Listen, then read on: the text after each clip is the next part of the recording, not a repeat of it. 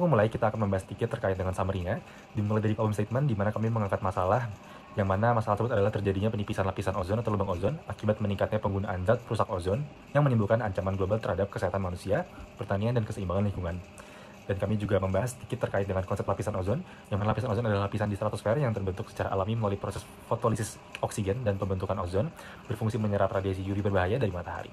Kemudian terkait dengan perubahan dan dampaknya, di mana sejak tahun 1970-an, ozon stratosfer menurun tajam, namun mulai pulih setelah Montreal Protocol di tahun 87, dan penipisannya meningkatkan radiasi UVB yang berdampak pada kesehatan ekosistem dan ekosistem. Serta dengan inovasi dan upayanya, di mana kami membahas terkait dengan inovasi teknologi ramah ozon, penelitian ozon berkelanjutan, dan juga penggantian CFC dengan HFC. Terkait dengan problem statement, yaitu penipisan lapisan ozon adalah krisis global. Lapisan ozon merupakan pelindung bagi kehidupan bumi, terutama dari radiasi ultraviolet. Namun ditemukanlah sebuah masalah, yang mana penipisan lapisan ozon pertama kali diidentifikasi oleh tim peneliti Inggris, tepatnya oleh Britain Antarctic Survey atau BAS pada tahun 1984, dan terus diteliti sampai dengan pada hari ini. Fenomena penipisan ini kemudian dikenal sebagai lubang ozon, yang telah diakui sebagai krisis global. Contohnya apa? Dengan adanya Protokol Montreal salah satunya, yang terus mengalami perubahan atau adendum dengan tambahan-tambahan baru setiap beberapa tahun setelah Protokol Montreal pertama kali. Ini disebabkan karena dampaknya yang real dan dirasakan oleh masyarakat luas, dari sektor kesehatan misalnya, pertanian, hingga lingkungan. Berbagai negara di dunia akhirnya bersepakat, salah satunya tadi, melalui Protokol Montreal untuk menetapkan pada dasarnya dan menerapkan kebijakan global yang bertujuan untuk menekan dan menghapus penggunaan zat-zat penyebab penipisan lapisan ozon, seperti CFC dan lainnya. Kemudian saya akan juga menjelaskan untuk konsep dasar lapisan ozon. Pertama-tama, saya akan menjelaskan sedikit tentang lapisan ozon itu sendiri. Jadi lapisan ozon itu sebetulnya berada di dalam lapisan atmosfer. Jadi lapisan ini mengandung konsentrasi tinggi dari molekul ozon atau O3 yang terletak tepatnya di bagian bawah stratosfer pada ketinggian sekitar 15 sampai 35 km di atas permukaan bumi. Fungsinya adalah untuk menyerap sebagian besar radiasi ultraviolet, khususnya UVB dan UVC dari sinar matahari. Nah, fungsi ini memiliki peranan ekologis karena dapat menjaga kestabilan iklim dan juga melindungi makhluk hidup dari paparan radiasi yang merusak DNA. Nah, untuk proses pembentukan alaminya itu dapat dijelaskan dengan siklus Chapman, yang mana terdapat dua proses utama.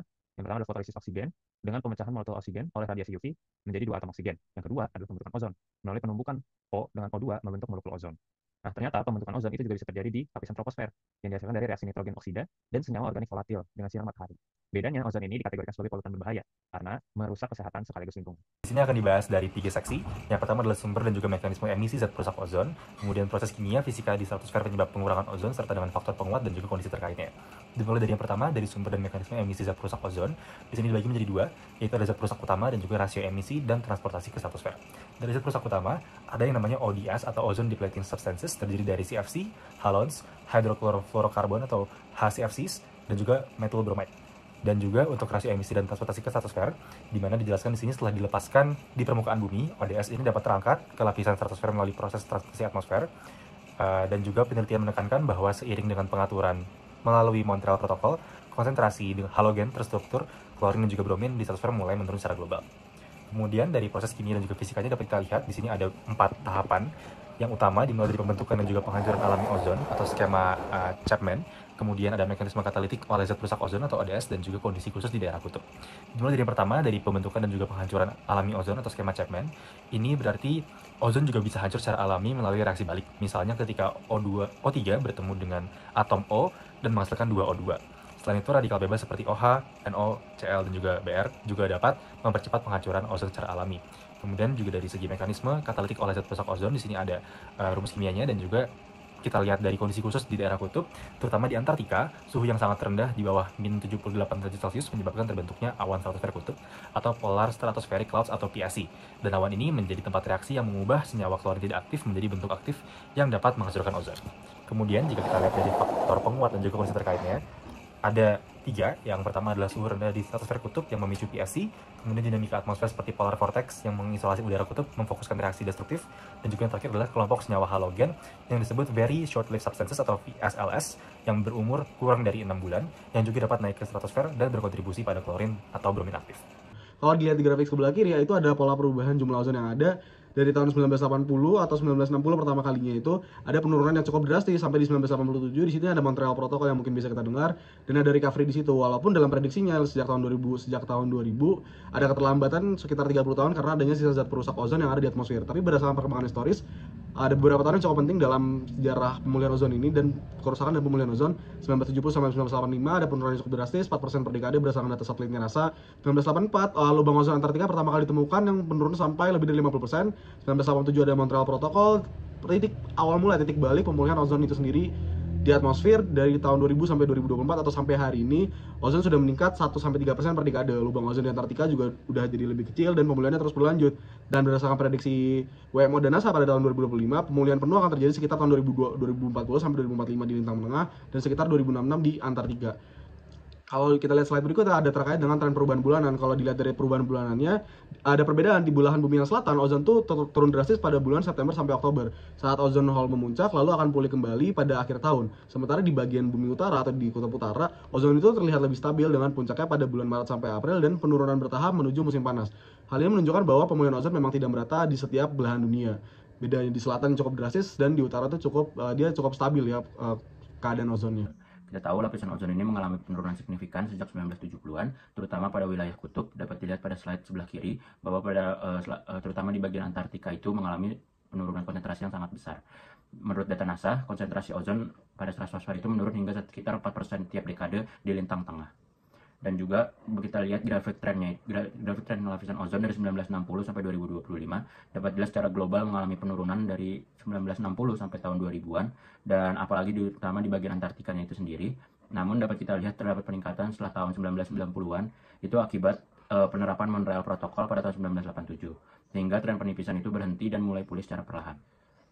Selanjutnya, setelah mengenai penurunan konsentrasi ozon itu, apa sih dampaknya yang dirasakan oleh manusia dari perubahan konsentrasi ini?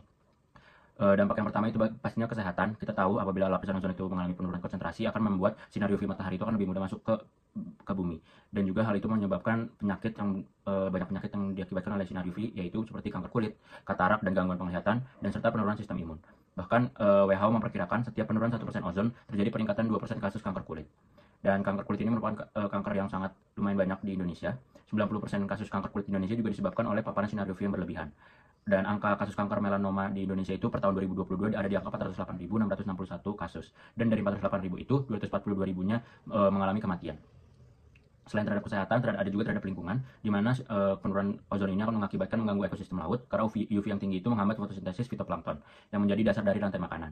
Lalu selain itu menurunkan hasil panen, terutama pada gandum dan kedelai, kerugian industri, karena sinar UV mempercepat degradasi plastik, cat, dan tekstil, dan juga iklim global. Kita tahu juga sebagian gas perusak ozon berperan sebagai gas rumah kaca, yaitu seperti CFC dan N2O. Selanjutnya merupakan inovasi dan upaya lanjutan. Yang pertama ada inovasi teknologi ramah ozon, di mana ada refrigeran alternatif. Ini merupakan penggunaan gas seperti R32, CO2, isobutana, dan amonia yang memiliki ozon depletion potensialnya 0. Kemudian ada aerosol ramah lingkungan, di mana menggunakan gas pendorong non-CFC seperti compressed air atau nitrogen. Dan terakhir ada sistem pendingin hemat energi, sertanya ada peralatan baru dengan efisiensi tinggi untuk mengurangi kebutuhan refrigeran. Upaya selanjutnya adalah penggantian CFC dengan HFC. Jadi sebagai kelanjutan Montreal Protocol, Kigali Amendment ini disepakati untuk mengatur penggunaan HFC dan tujuannya ini untuk mengurangi emisi HFC sebesar 80-85% pada tahun 2045. Yang terakhir juga mendorong pengembangan alternatif pendingin ramah ozon dan rendah karbon seperti HFOS dan pendingin alami yaitu CO2, amonia, dan isobutana. Selanjutnya, upaya selanjutnya itu penelitian ozon berkelanjutan. Jadi Aura NASA, TOMS, dan juga Sentinel-5P memantau kadar ozon global setiap hari dan peneliti sendiri mengembangkan model atmosfer yang memprediksi kapan lapisan ozon akan pulih sepenuhnya. Dan berdasarkan laporan WMO di tahun 2023, lapisan ozon ini di lintang menengah yang diperkirakan akan pulih pada tahun 2040 dan di wilayah Antartika sekitar 2060. Dan upaya yang terakhir yaitu merupakan upaya nasional di Indonesia, di mana upaya yang pertama itu Program National Ozone Unit atau NOU di bawah Kementerian Lingkungan Hidup dan Kehutanan atau KLHK. Selanjutnya ada Peraturan Pemerintah Nomor 74 Tahun 2001 tentang pengelolaan bahan berbahaya dan juga beracun. Dan upaya nasional yang terakhir yaitu merupakan rencana penghapusan HCFC, HPMP yang mengatur tahapan pengurangan HCFC hingga 97,5% pada tahun 2030. Setelah banyak membahas terkait dengan kerusakan, pemulihan hingga dampak dari lubang ozon, kita sampai kepada penutup bahwa penipisan ozon di stratosfer memang telah meningkatkan paparan UVB yang cukup berbahaya. Namun kebijakan global seperti Montreal Protocol telah berhasil memperlambat penurunan dan memulai pemulihan lapisan ozon itu sendiri. Meski demikian, pemulihannya belum cukup merata, terutama di wilayah kutub, sehingga resiko dampak kesehatan dan lingkungannya tetap harus diwaspadai. Ada 3 poin yang dapat kita ambil. Yang pertama adalah konsentrasi ozon secara global menurun signifikan sejak tahun 1970-an, dan efeknya masih terasa sampai sekarang, terutama di wilayah kutub. Yang kedua, dampak UV meningkat juga meningkatkan resiko kanker kulit, kerusakan ekosistem, dan gangguan iklim yang seringkali kita bahas. Yang terakhir adalah tentang pemulihan yang sedang berlangsung, kita masih harus terus mendukungnya melalui teknologi dan regulasi yang berkelanjutan. Pesan terakhir terkait dengan perusahaan ozon adalah Kita harus tetap menjaga ozon, karena menjaga ozon berarti menjaga kesehatan bumi dan menjaga generasi masa depan kita. Terima kasih dan selamat pagi, siang, dan malam.